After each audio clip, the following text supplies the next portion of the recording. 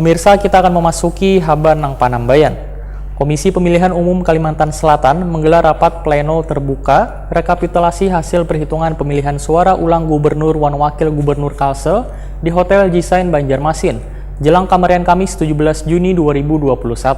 Siapapun yang terpilih nantinya haruslah didukung agar melanjutkan kepemimpinan di Provinsi Kalsel dalam rangka pelaksanaan pemerintahan pembangunan wan kemasyarakatan.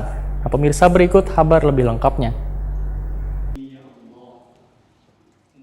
Komisi Pemilihan Umum Kalimantan Selatan menggelar rapat pleno terbuka rekapitulasi hasil perhitungan pemilihan suara ulang Gubernur dan Wakil Gubernur Kalimantan Selatan di Hotel Jisain Banjarmasin, Jalan Ahmad Yani, Pal 4,5 Banjarmasin Timur, jelang kamarian Kamis 17 Juni 2021. Rapat pleno yang dipimpin Ketua KPU Provinsi Kalimantan Selatan, Sarmuji ini dihadiri penjabat Gubernur Kalimantan Selatan Safrizal ZA, Jua Forkopimda Provinsi, Bawaslu Provinsi Kalimantan Selatan, KPU Kabupaten wan Kota, serta perwakilan wan saksi dari masing-masing calon gubernur wan wakil gubernur. Calon gubernur dan wakil gubernur, saksi dan tim pemenangan, nomor urut 1 dan nomor urut 2, Sekretaris KPU Provinsi Kalimantan Selatan, Kepala Dinas Dukcapil Provinsi Kalimantan Selatan atau yang mewakili, Kepala Dinas Kesehatan Provinsi Kalimantan Selatan atau yang mewakili, Kepala Badan Dislangpol Provinsi Kalimantan Selatan. Sedangkan agenda dalam rapat pleno ini adalah penyampaian rekapitulasi hasil dari tiap-tiap kabupaten wan kota yang melaksanakan PSU. Dimulai dari Kabupaten Tapin, Kabupaten Banjar, wan terakhir dari Banjarmasin.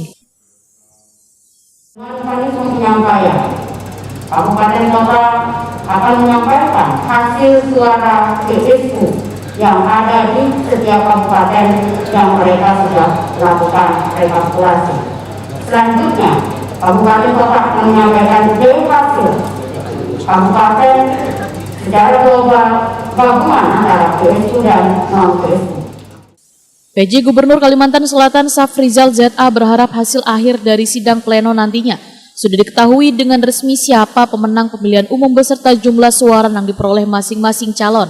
Safrizal ZA menghimbau warga untuk bersyukur dengan pengumuman hasil PSU, siapapun yang akan terpilih nantinya. Karena siapapun yang terpilih, ujar Safrizal ZA, haruslah didukung agar melanjutkan kepemimpinan di Provinsi Kalimantan Selatan dalam rangka pelaksanaan pemerintahan pembangunan wan kemasyarakatan.